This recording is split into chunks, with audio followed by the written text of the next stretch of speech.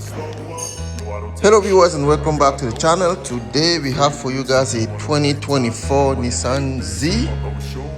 So the vehicle just dropped off here today. It is in for a basic subwoofer upgrade. Okay, so we're gonna be dropping a Rockford Fosgate P300 8-inch in the trunk here. I'm just gonna open it up to show you. So this is how the vehicle came to us. This customer of ours would like to keep things on a budget, so he decided to do a powered Rockford Fosgate P300 subwoofer. It's gonna sit right here. As you guys can see, he prepared the spot where he wants the subwoofer to be, and after our installation, he's gonna go ahead and put back the foam in here in such a way that it's gonna secure the subwoofer in place. He brought it to us to complete the installation part of it. All right, so there we go. So let's take a look at the subwoofer that is going to go in here. This is our subwoofer. It's a Rockford Fosgate. The part number is P300-8P. Okay, so it is a powered slim subwoofer. Let's go ahead and unbox it here, and we'll see what comes in the box. So let's open up our box here.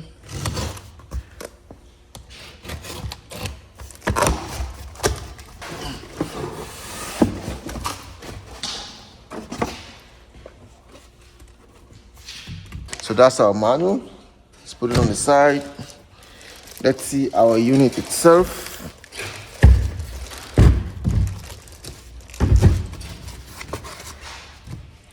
Okay, so want this guy here.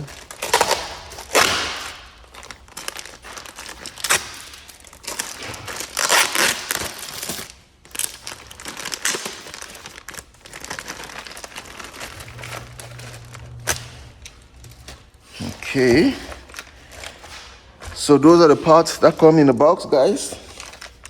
Here we have our RCA adapter, the signal input. Okay, just put it there. It also comes with 2 fuses. These are 10-amp fuse. Okay, so that's our base knob cable. Here we have the base knob itself. Good feeling when you turn it. It's not flimsy or anything like that, but it does not have clicks. All right, so that's our base knob. On here, what we got? That's our power connector. Okay, they also supply you guys with some I think this is a Velcro. Yeah, they supply this Velcro to hold the box on the carpet in the vehicle, so that's pretty nice. And here we have the Rockford Fosgate subwoofer, guys. So let's go ahead and open it up.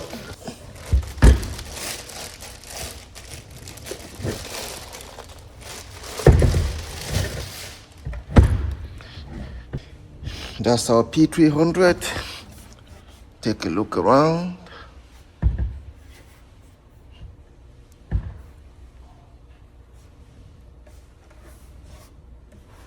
Okay.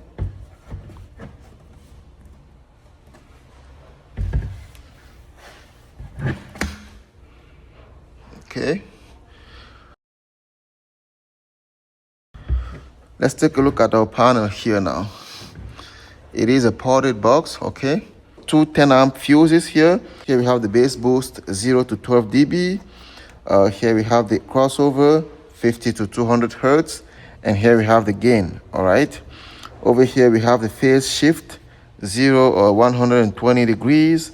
Input level low or high. Auto turn on. You have a remote input or like remote signal turn on. DC offset turn on or audio turn on. 3 options available. On here we have our remote input. So this is where we're going to connect our cable going over at the front on the base knob. All right, so here we have our input. So if you have RCA, you can plug it on here. If you don't have RCA input, you can just cut this piece and solder your speed wire to this connector, and it goes in just like that.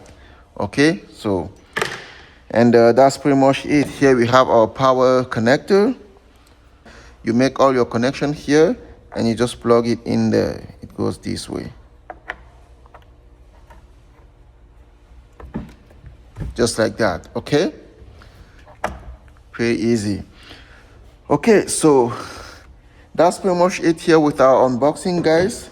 So we're gonna go ahead and start routing our wires in the vehicle and get this installation going. So now we're gonna go ahead and remove our radio, and in order to do that, we're gonna have to dismantle this center console first and remove the side panels, this side, this one, and the other side, as well as the vent over the radio. It goes on top of the cluster as well. Once all that pieces are removed, then we have access to the bolt securing the radio. So we're gonna go ahead and start dismantling the center console here and remove our radio. So let's do that. So it is a little time consuming to take the radio out of this Nissan Z, guys. So just be ready for that. It's gonna take some time to reach over to the radio.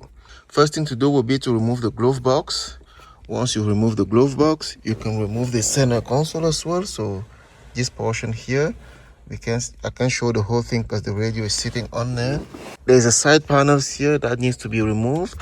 Another side panel over here that needs to come out.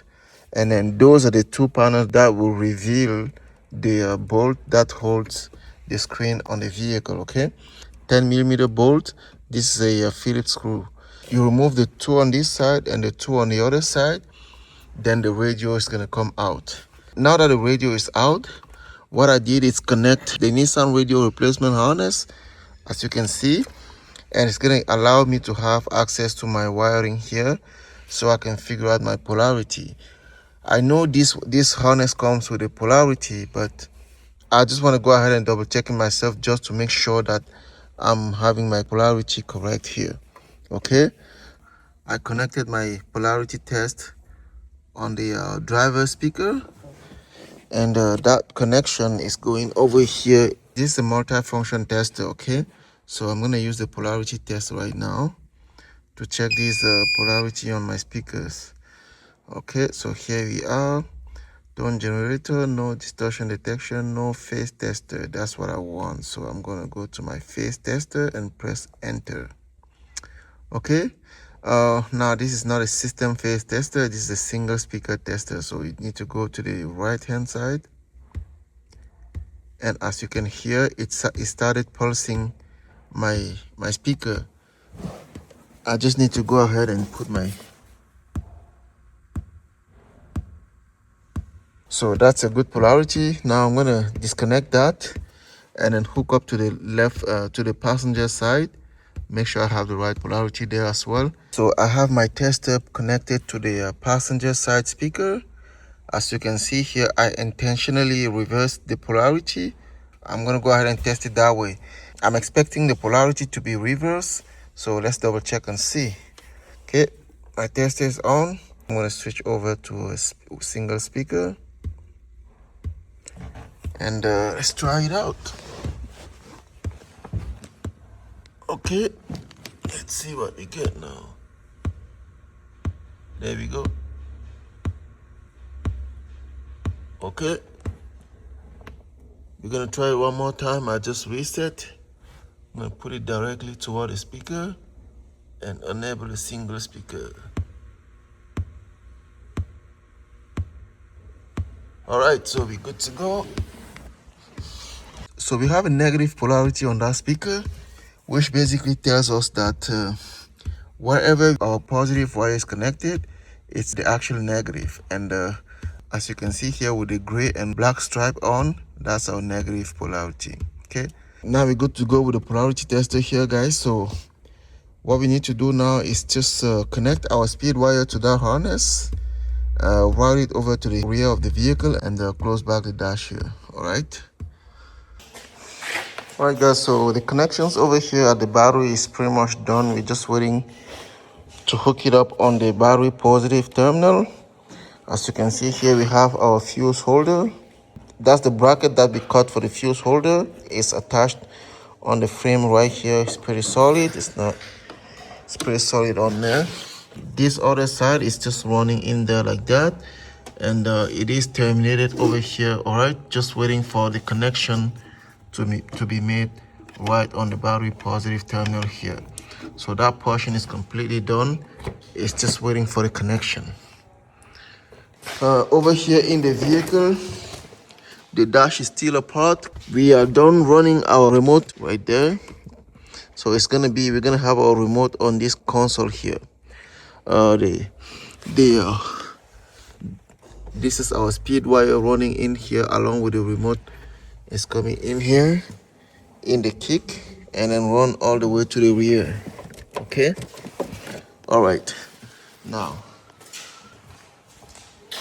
over at the back, that's our speed wire, that's the positive, and that's the remote.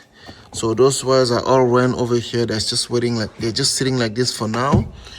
What I'm gonna do now is hook up my ground. I'm gonna pick my ground right here. This bolt right here was just sitting on there just like you see the other one here. So we did remove the bolt and strip the paint off of the metal. Now we're gonna go ahead and tap our ground right there. So I'm gonna connect the ground now and finish with the cable management over here. So my ground spool is also right here. So that's my ground spool as well. Okay, just need to make the termination here, connect it there, and then cut all the 3 spool to length. All right, so here we have our base knob installed. So now we're gonna go ahead and put back this panel in the vehicle. And in the meanwhile, over here the harness is all ready. We have our power, remote, and ground, base knob, and signal.